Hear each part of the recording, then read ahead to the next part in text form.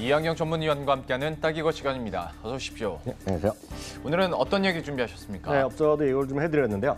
중국 사람들의 해외여행 트렌드로 오늘 네. 전반적인 얘기를 한번 검토해 보도록 하겠습니다. 실제로 이항영 위원님도 얘기는 해주셨는데 중국인 관광객이 좀 다시 늘고 있잖아요. 네. 한중 관계도 좀 개선이 되고 있고 네. 하다 보니까 좀 실제로 여기에 대한 관심도 많이 늘어나고 있는 것 같아요. 네, 그래갖고 오늘 좀 자세히 보겠는데 어제도 잠시 말씀드렸었는데요. 한국의 이번에 노동절 관련해서 그러니까 레이버데이 전후에서 85%에서 90%까지 이렇게 매출이 늘어난 거 아주 다행스러운 얘기가 있었거든요. 실제로 아직까지 숫자가 공식적인 중국에서 아직 공시를 얼마나 많이 나갔는지 얼마나 많이 해외에서 매출이 나왔는지 아직까지 공식 통계는 안 나오고 있는데요. 그나마 지금 뉴스를 통해서 몇몇 회사 업종, 회사 차원에서 좀 얘기하는 것들 오늘 좀 발표해드리게 되었는데요. 예. 중국에서요 하루 동안요 4월 30일 하루 동안에 무려 100만 명이 넘게 해외에 출국을 했다라고 알려지고 있거든요.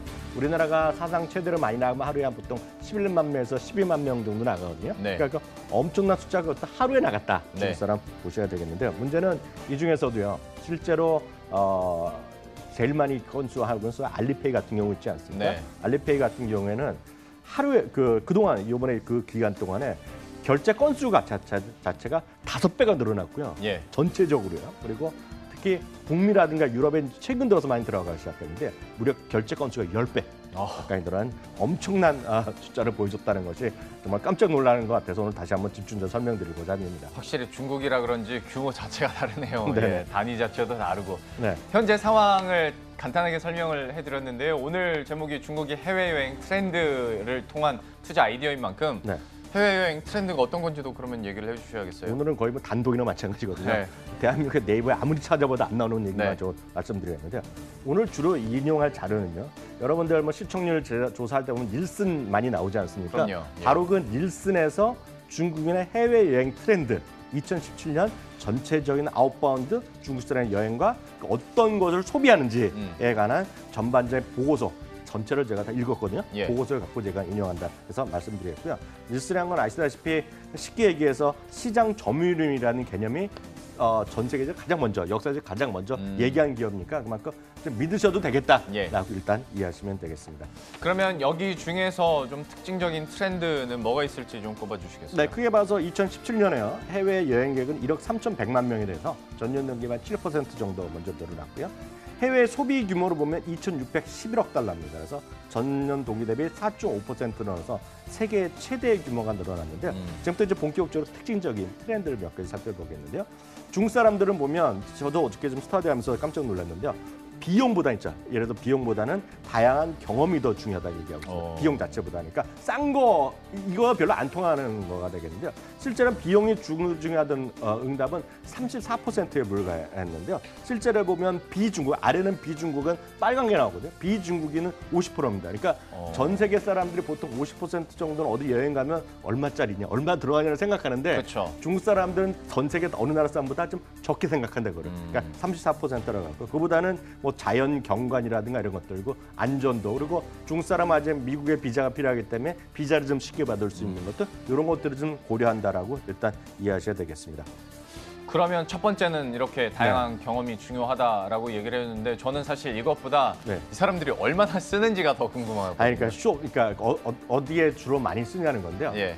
이게 깜짝 놀랐어요. 해외여행 목적 자체로 쇼핑을 제시하는 사람들이 네. 무려 47%나 그럴 것 같아요. 예, 그만큼 되겠는데 실제로 보면 전체적인 중에서 여행 가서 쓰는 돈 중에서요. 쇼핑이 한 25% 들어가고요. 숙박이 19% 그리고 먹는데 16%를 들어가서 평균적으로 한 762달러까지 쓰는데요. 다른 나라 사람들, 중국 사람이 다른 나라 사람들은 그보다는 쇼핑보다는 호텔 같은 데 있죠.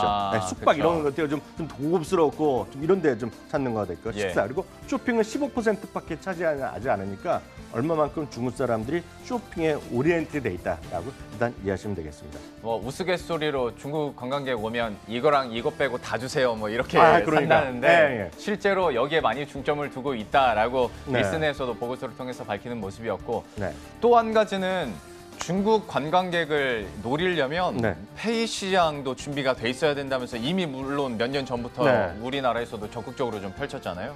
이번에 제가 좀 여행하면서도 깜짝 놀랐거든요. 중국 사람이 다 알리페이로 하는 거예요. 결제 예. 모바일 할 정도로 많이 늘어나는데요. 중국 관광객 중에요. 이번에 65%가 모바일로 결제를 실제로 이용하고 있는데요. 비중국인은 11%밖에 아직 사용 안 한다는 거예요. 그러니까 중국에 차이 많이 엄청나게 우리나라도 보면 모바일 결제하는 사람 아직 별로 없잖아요. 예. 처음에는 삼성페이 있지만 우리나라는 아직 애플페이가 안 되니까요. 네. 그런 것도 있겠는데 그중에서도요. 90년대 이후, 그러니까 젊은 사람 수를 71%더 많이 쓰고요. 지금 나이가 있으면 55%니까 평균적으로 젊은 사람일수록 절대적으로 많이 쓴다라고 보셔야 되겠고요. 향후에 물어봤어요. 향후에 해외여행세 93% 정도는 모바일 결제 수단을 쓰겠다라는 얘기하고 있습니다. 그리고 중국 결제 시스템을 이게 재미나는 건데 만약 그 와중에 너희들 중국 결제 시스템 우리 가게에서 쓸 수 있다라고 하면 소비를 더 하겠다는 거죠. 더 익숙하니까. 이게 당장 돈 갖고 하는 게 아니니까 이렇게 보셔야 되겠고요. 여기서 이제 핵심인데 여기서 이거는 주식뿐만 아니라 여러분들이 사업하시는 분들 위해서 제가 전 이거 보고 진짜 깜짝 놀랐는데요. 네. 중국 관광객들한테요. 쇼핑에 영향을 주는 요소를 찾아봤더니 이거 잘 보세요. 절대적인 가격 있죠. 네. 얼마짜리라는 거는 40%니 이것보다 뭐 중요하지 않은 거 아닌데요. 그렇죠. 그거 크지는 않은 거야. 예. 진짜 더 중요한 건 할인율입니다. 할인율. 그리고 지불 방법. 그러니까 할인율이 뭐냐면 제가 왜 그런지 몰랐더니 예전에 안 그랬는데 요즘 중국 사람 많이 나면서 1+1 많이 강조하죠. 맞아요. 그게 바로 딱 중국 사람이 할인율을 중시한다는 거예요. 할인율. 그러니까 여러분들이 사업하시는 분들 중국 사람 음식 하더라도 치킨 장사 하시더라도 예. 치킨도 1+1 하면 잘 팔린다는 거예요. 지금 이게요. 그러니까 예. 가격은 비싸게 하더라도 할인율이 중요한데요. 실제로 보면 다른 나라 사람들 있죠. 다른 사람들과 완전 차별 난다는 거예요. 다른 나라 사람들은 그보다는 가격이 중요해요. 가격. 가격이는 50%하고 여행 예산이나 43% 제품의 질을 따지는 비에 비해서 이런 할인율은 별로 관심이 없어요. 외국 사람들, 다른 나라 사람. 예. 근데 중국 사람은 할인율 자체에 관심이 많다는 것도 꼭 좀 이해하시면 되겠습니다. 저는 또 놀라운 게 할인율도 할인율이지만 지불 방법도 할인율과 똑같이 41%라는 그러니까요. 것도 예. 알리페이가 잘 될 수밖에 없겠네요. 그러니까요. 그런 생각도 좀 들게 되는 것 같은데 그러면 이 알리페이를 가지고 뭘 살까? 그 가장 먼저 떠오르는 건 당연히 뭐 화장품 그리고 옛날에는 뭐 밥솥 얘기 많이 했었는데 네. 지금은 어떻습니까? 이건 전 세계 똑같습니다. 요즘 화장품이 가장 많겠고요. 화장품, 헬스케어 이런 거가 되고 스킨케어가 되겠고요. 그다음에 지역 증상 또는 기념품, 의류, 구두, 음식 등등 되겠는데요. 여전히 화장품이 많은 나라인데요. 마지막으로는 어느 나라에서 돈을 많이 쓰는지 지금 보시면 좋겠는데요.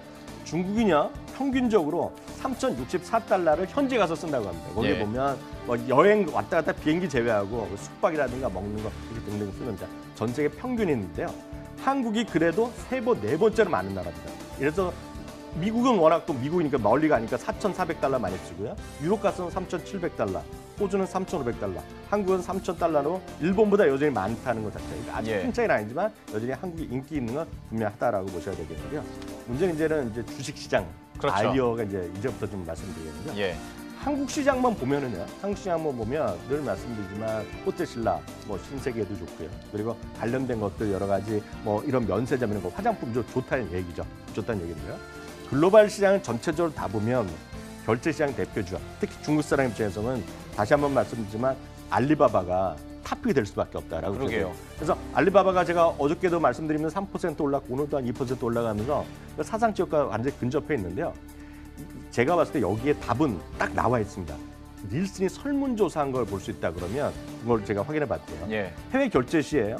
알리페이를 사용할 수 있다면 중국 사람들이 94%를 알리페이를 선택한다라고 얘기하고 있고요. 두 번째는 뭐냐면 알리페이를 제공하는 곳에서 바로 쇼핑을 하겠다는 얘기를 하고 있고요. 예. 여기서도 핵심 중에 91%인데요. 여러분들도 혹시 알리페이 결제를 아직 사업하시는 분, 장사하시는 분 선택을 안 하셨다면 알리페이를 꼭 바로 결제 신청하셔야 될 것 같습니다. 이게 더 중요한데요.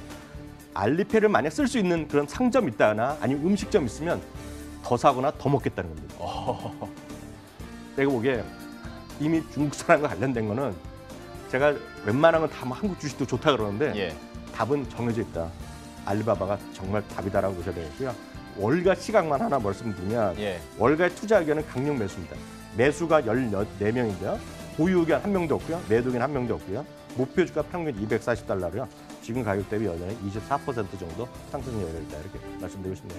알리바바에 대해서 목표 주가 평균이 240달러 나왔다. 그리고 앞에서 뭐 중국인 관광객의 트렌드를 봤을 때도 여전히 핫할 수밖에 없는 상황이고요. 알리바바의 주가 흐름도 계속 체크를 한번 해보도록 하겠습니다. 지금까지 이항영 전문위원과 함께했습니다. 고맙습니다.